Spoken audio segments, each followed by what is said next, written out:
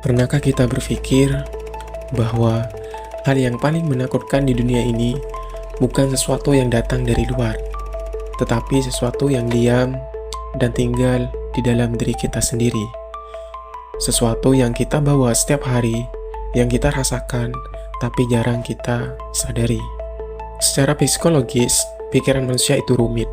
Kadang kitalah yang menciptakan sebagian besar ketakutan kita sendiri. Otak kita punya kecenderungan membayangkan hal-hal terburuk, melebih-lebihkan ancaman, dan membangun skenario negatif yang bahkan belum tentu terjadi. Ini disebut dengan mind traps atau jebakan pikiran yang diam-diam mengendalikan cara kita merasa dan bertindak. Namun, yang menakutkan adalah kita bisa terjebak di dalamnya tanpa pernah sadar bahwa kita sendirilah yang membuatnya. Ruang gelap dalam diri kita. Dalam dunia psikologi, kita menyebutnya bayangan diri. Sisi diri kita yang berisi emosi, ingatan, dan dorongan yang tidak ingin kita akui. Di sanalah kita menyimpan amarah yang tidak pernah kita lepaskan, luka masa lalu yang belum kita hadapi, dan sifat-sifat yang kita sembunyikan demi terlihat baik-baik saja. Semakin kita menekan sisi itu, semakin besar pengaruhnya pada hidup kita tanpa kita sadari. Kemampuan kita menghancurkan diri sendiri.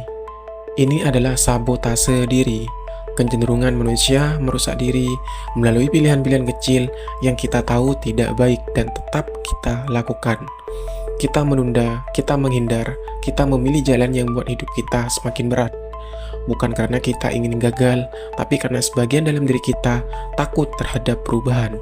Inilah yang membuatnya menakutkan, bahwa musuh terbesar dalam hidup kita kadang adalah pola yang kita pelihara sendiri. Kesepian yang tidak terlihat. Manusia bisa merasakan kesepian meskipun dikelilingi banyak orang. Ini disebut dengan kesepian emosional.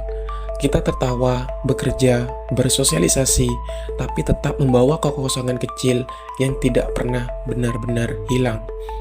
Kesepian yang hanya kita sendiri yang tahu, dan pelan-pelan kita mulai terbiasa dengannya, hingga kita lupa bagaimana rasanya benar-benar tersambung dengan seseorang. Ketika kita kehilangan kontrol diri kita sendiri, setiap manusia punya batas emosi. Ketika tekanan hidup melampaui batas itu, otak emosional mengambil alih otak logis. Kita bisa marah tiba-tiba, menangis tanpa alasan, atau bertindak impulsif yang tidak mencerminkan siapa kita sebenarnya. Di momen itulah kita melihat sisi diri yang bahkan belum pernah kita kenal, bukan karena kita jahat, tapi karena kita manusia yang kadang kewalahan menghadapi hidup ini. Jadi, apa yang paling menakutkan dalam diri kita bukan sesuatu yang datang dari luar, bukan makhluk, bukan bayangan, tapi bagian-bagian dari diri kita sendiri yang diam tersembunyi,